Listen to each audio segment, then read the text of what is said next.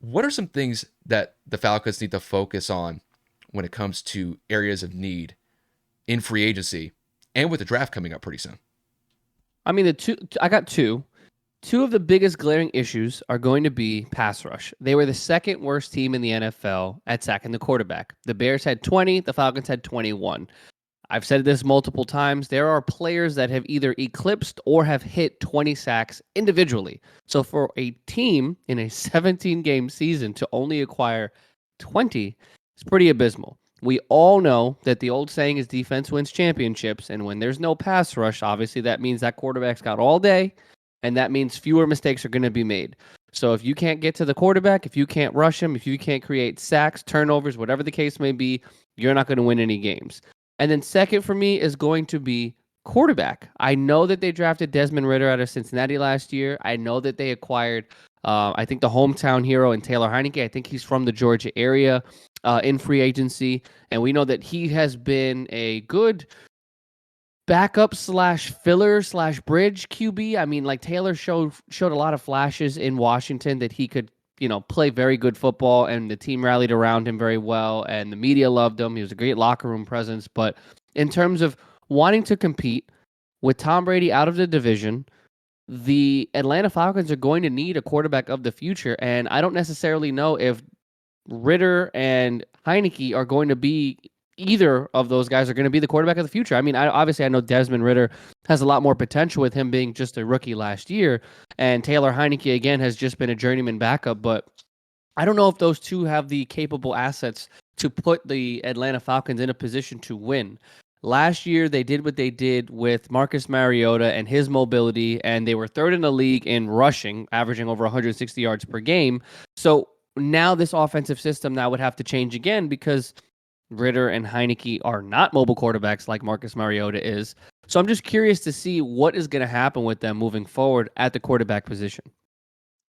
And Kev, for me, if I had to focus on one more area with the Falcons, it's pretty simple. It's going to be really the wide receiving core. Because let's face it, when it comes to the Falcons, Kev, they were one of the worst passing teams in the NFL this past year. Just the inconsistency at the quarterback spot. You didn't know what you were going to get from Marcus Mariota and Desmond Ritter. And, when it comes to their overall depth at that wide receiver core, it was definitely a focal part in why that offense just didn't really do anything significant this past year. But, when I look at some of their guys that they have in the fold right now, obviously one of the biggest receivers that they have is Drake London. London had a pretty solid rookie campaign this past year. He had 72 receptions. He had about 850 yards receiving, had 4 touchdowns. And, despite the fact that I would say the Falcons had a subpar wide receiving core, he was definitely a standout. And, moving forward, I think they have a pretty good piece with Drake in that wide receiving core. But after that, Kev, it gets really, really thin. They just signed Mac Hollins from the Raiders. When it comes to Mac Hollins, he's definitely shown some flashes, but when he was playing over in Vegas, he was mostly around a third or fourth string wide receiver. Now, more than likely, I think the Falcons are going to make some sort of adjustment to this wide receiving core in the draft. As of right now, they have Mac Hollins as the second string wide receiver, or just the second option at the wide receiver, I should say. And that's pretty much it. So for me, when I look at the Falcons definitely need to upgrade this wide receiving core to be able to just be more competitive offensively. And depending on who the quarterback is, whether it's Desmond Ritter or Taylor Heineke, when I look at the depth chart right now, I just don't see a lot of options for these guys to be able to throw to.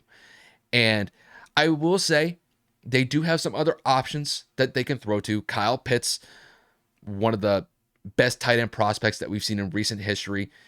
He's definitely shown some flashes early on, but it's just unfortunate that we haven't been able to see his full talents displayed that we originally anticipated, just because the quarterback situation has been a tricky one in Atlanta for the last couple of years.